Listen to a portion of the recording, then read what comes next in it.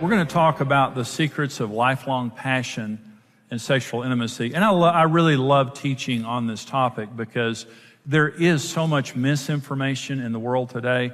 Now, this teaching, I do a lot of different seminars. I do a lot of different teaching on sex and sexual intimacy. And what I love about this teaching now is we're going to spell true. And when we spell true, we're going to establish some core beliefs that are essential now to building a foundation for passion and sexual intimacy. And the first, we're going to start with the T. And the T stands for the Bible is relevant and authoritative in my life and in our marriage. Okay, the Bible is true and authoritative. Now, the Bible's under attack, and I know this is under attack in America. It's under attack in many other countries as well. But understand this. When the devil came into the Garden of Eden, here's the first words he ever spoke to humanity. Has God surely said?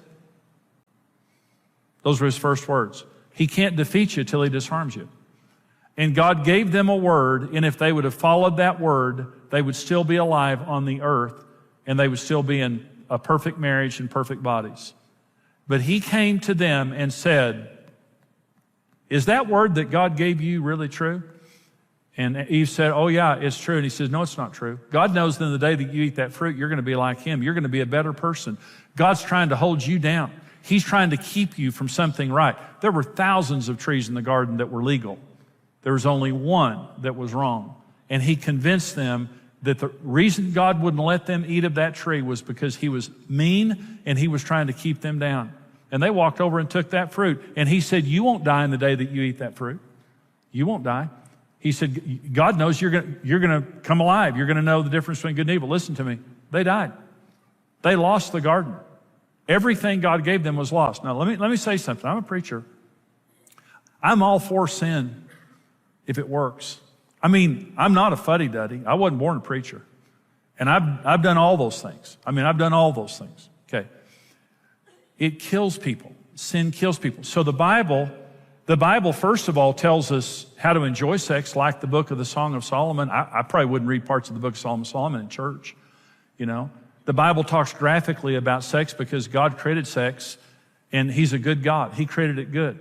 But listen to me. The Bible says certain things are wrong. The Bible says adultery is wrong. The Bible says that sex outside of marriage is wrong. It says those things.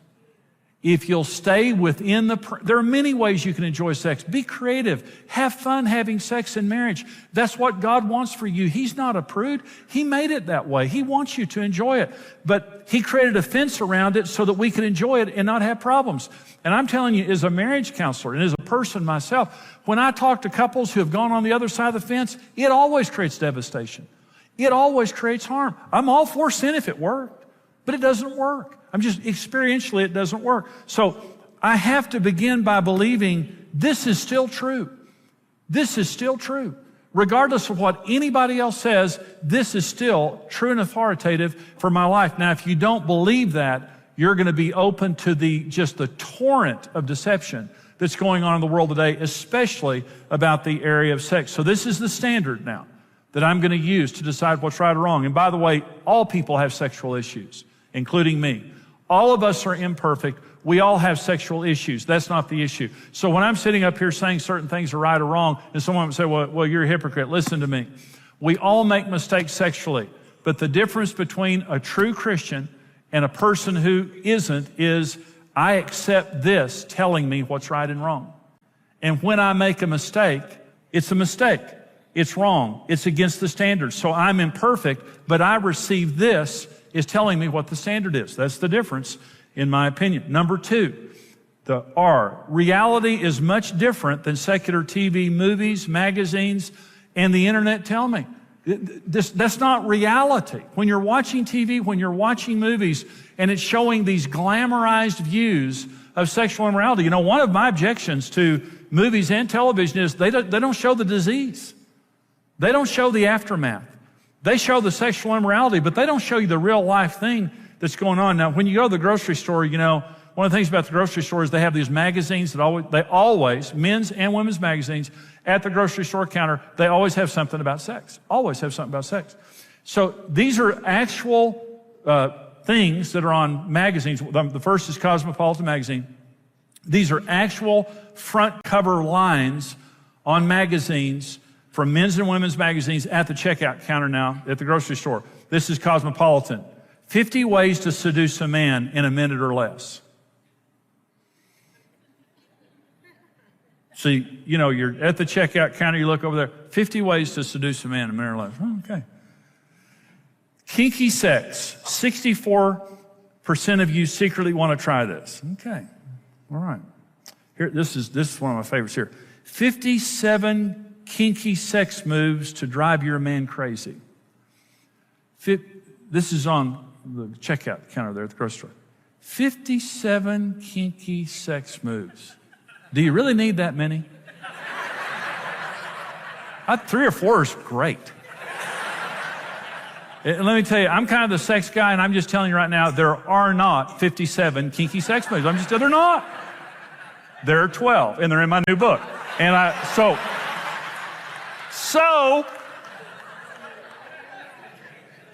okay, here, more titles now. More sex, less begging. Sex for 100 days, health for life.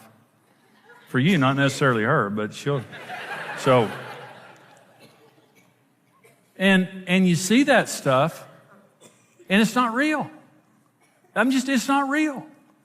And so you watch movies or you see TV, it's glamorized, it's romanticized. Or on the internet, and there are men leaving their marriages for this internet sex. It's not real. That's not the way real people live their lives. It's just not. That's not real.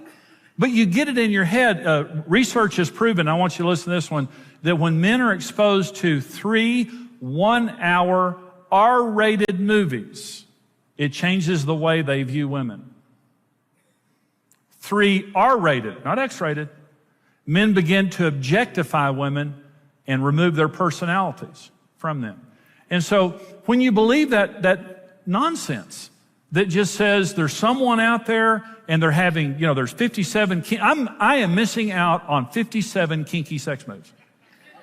Basically, I'm being defrauded of a lot of, I could be a sex genius if it wasn't for that dud I'm married to right there. That's what it makes you feel like, okay? Well, it's just not real. So, unmet needs open the door for the devil to attack our marriage. Unmet needs, this is true, okay? This is actual. Listen to 1 Corinthians 7. This is the Apostle Paul. Listen to what he's saying. Let the husband render to his wife the affection due her, and likewise also the wife to her husband. The wife does not have authority over her own body, but the husband does. And likewise, the husband does not have authority over his own body, but the wife does. Do not deprive one another except with consent for a time, that you may give yourselves to fasting and prayer, and come together again so that Satan does not tempt you because of your lack of self-control. Now, here's what this is saying. When we get married, we give our body to our spouse. This isn't our body anymore. It's our spouse's body. And so you can't get married and then withhold your body from each other, but it's a normal thing. People do it to punish each other. People do it for whatever reason. But Paul says here, you don't have authority over your body when you get married. Your spouse does for the right of them having sex and getting their needs met. Well, this goes both ways. So I was on a TV show and they were taking calls from around the country. I think this woman was from like New England. And she said, I was telling my husband, that I want sex. And, would you go to the doctor and get some help? And she said, my husband said, I'm fine. And she said, and I'm devastated. What he did is that he took his body, and he had a problem that was treatable. He took his body and said to her, I'm removing this as a formula in our marriage. And I'm fine with that. But she wasn't. She was devastated. Then I had a man that I counseled. This was several years ago. And I'd known this man for a long time. His wife was a very attractive woman. I mean, he was a handsome guy. And he was like late 30s, early 40s. And he came up to me and said, Jimmy, he said, I'm a healthy male. And he said, I love my wife. I'm very attracted to her. He said, but she told me the other day, she said, your sex needs just stress me out and I don't want to hear about them anymore. And she checked out. And it was because of kids. You know, they had children, and he said, I help around the house. I'm more than happy to help her, but she just checked out. And there may be other issues. On both sides, there may be other issues. But here's what I'm saying. You meet each other's needs. The Apostle Paul says, if you're so spiritual that you're going to fast sex, and he's probably talking to women, they're not men. But she says, I'm going to go on a 40-day fast, if you don't mind. But he says, with consent. You can't do that without your spouse's consent. With consent is what he said. Or the devil will come and tempt you. So we have to understand, some people are jealous. Some people are jealous, and they're jealous about their spouse. Meet your spouse's needs, you won't have to be jealous. Honey, are you happy? This is your body, you know. It's not a license for abuse, it's a license for use. Okay? Don't ever let anybody abuse you.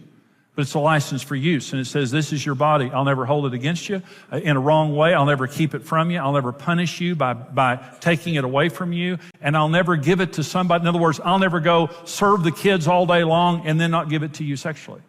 This is your body first. And I will give it to you. That's the way you make sure sexually that you close the door on the devil in your marriage. That's a core foundation of sexuality. And each of us has what the other needs. If we will serve the other, our marriage will flourish. We can't meet our own needs. If we could meet our own needs, we wouldn't get married. I have what Karen needs, and she has what I need, and it's different. What I need from Karen is different than what she needs from me. And so I'm going to meet her needs. She's going to meet my needs. Now, you may have heard me tell this story before, but let me tell you about the heaven marriage and the hell marriage, because it's not biblically accurate, but it's a good story. Okay. Heaven and hell both have banquet tables, okay? And in heaven and hell, there's just this incredible banquet on the tables. And in heaven and hell, people have utensils on their hands that are strapped there, and they're too long to feed yourself.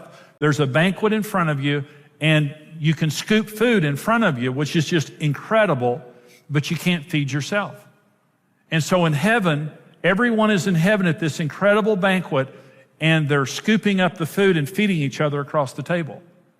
The same exact picture is in hell, but in hell they're so selfish that they'll starve to death before they'll feed each other.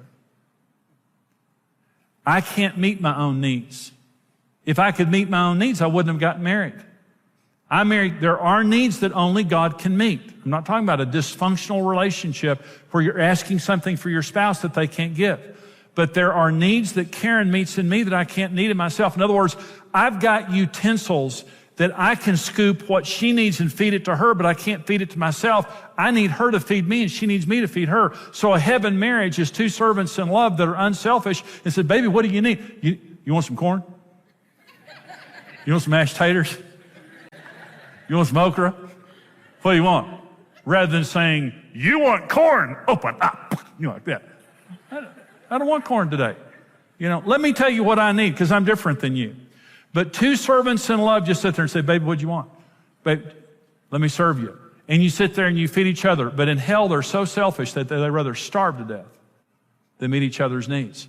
You have what each other needs. If you'll listen and have a servant heart, you'll flourish in marriage, because you both have what the other person needs. Well, I hope you enjoyed that teaching, and I hope that it really ministered to you. That comes from a series that I do called Lifelong Love Affair.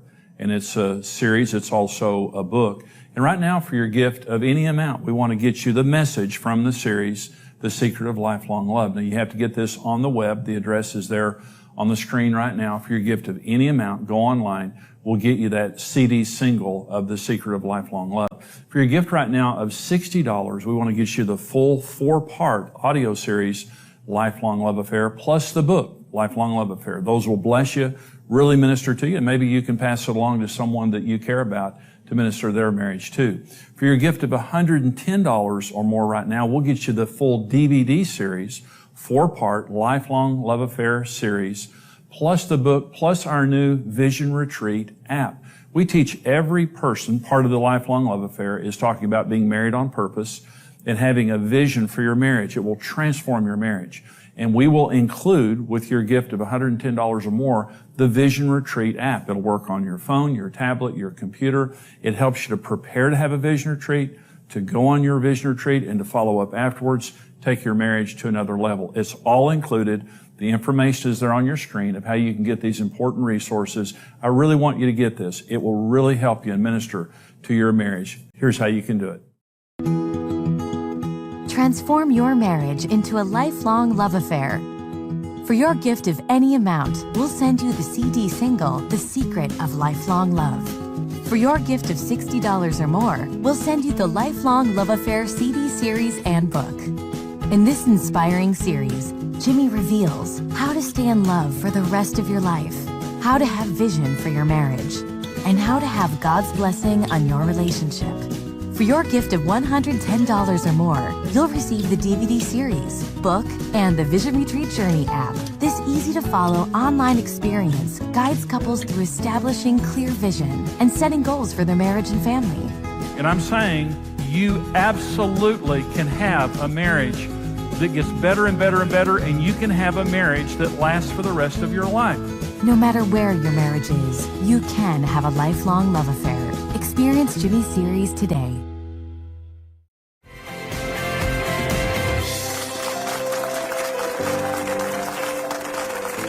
Program today, and we're talking about true passion and intimacy in marriage, sexual intimacy. This is a big area of marriage, and I was talking in the teaching, just about some of the core values that we have to believe in. This is such an important area in our world today. People, when we meet, we naturally do the right thing, and then when we get married, we forget that. And I want to talk about just some of the issues.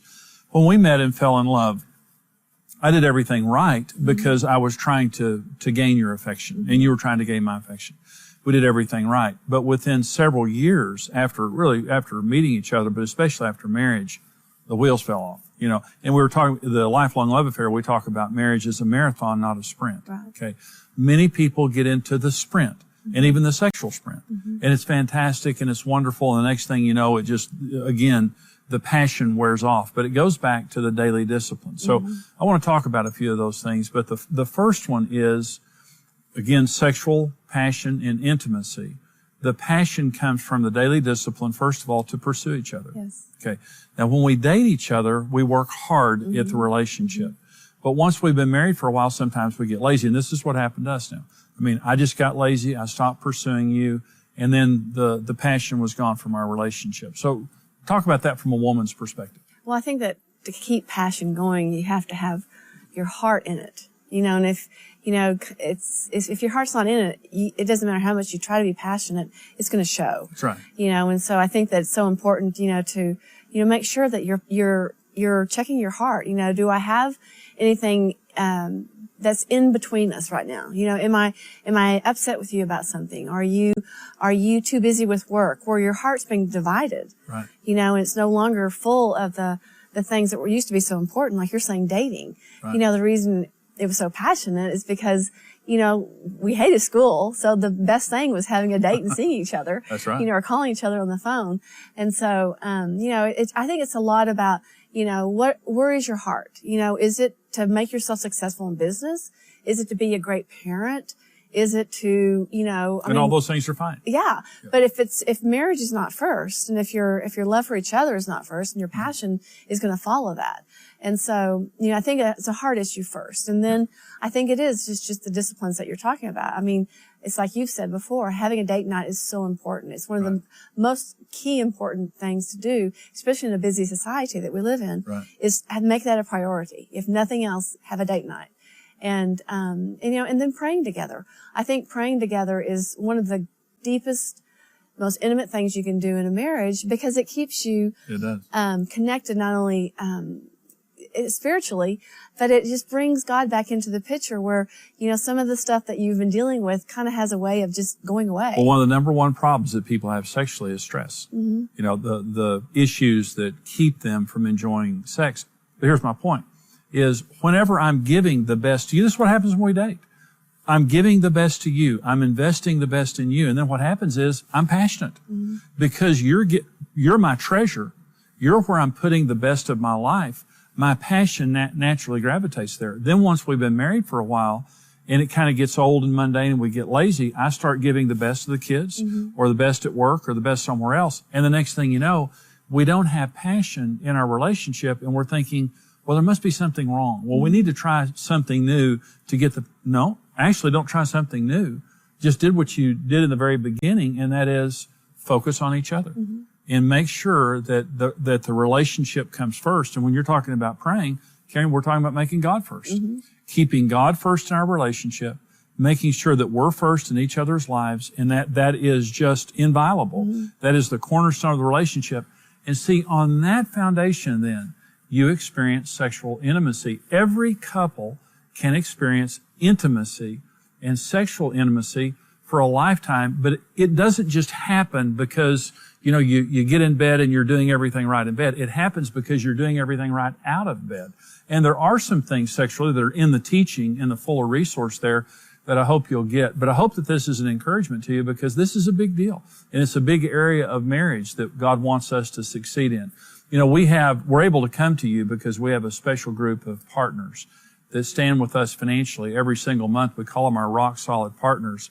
Really, they are the backbone of our ministry financially. And just every single month they give to support us, to send us back to you every single day and every single week, but also across America and around the world, to keep little children together with their parents, to help couples avoid divorce and experience the marriage of their dreams, but also to give people the skills and tools they need to succeed in marriage. Such an important thing. We're asking you if you would become a partner with us, and here's how you can do it. When you stand with Marriage Today, your individual effort multiplies with other like-minded partners, and together we can rebuild the dream of marriage for couples around the world. Being a rock-solid partner with Marriage Today grants you immediate access to an exclusive library of the ministry's resources and intimately connects you with our mission of helping couples succeed in marriage. That's really why we became rock solid partners, just because there was so much available to help us to help other marriages heal the way that we have. That's why we're tied into the ministry. We want to be able to bless and give so they can keep doing what they're doing. You're guaranteed, if you listen to any of the resources, you read the resources, you come to a conference, you will be changed.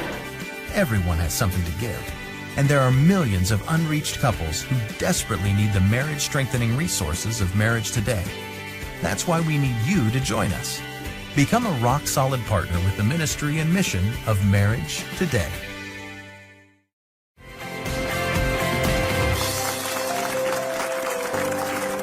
Welcome back.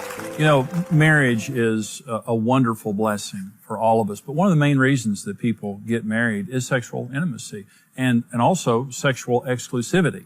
Is in marriage, sex is the only unique feature of marriage.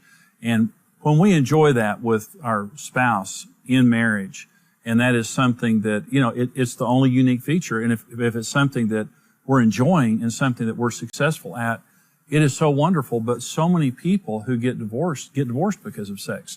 So this is a two-edged sword. It can be a tremendous blessing, but it can also be something that brings a lot of pain and division in our relationship. And Karen, we're talking about when the passion of a relationship and the sexual intimacy of a relationship suffer. It's always because we just stop being mannerly.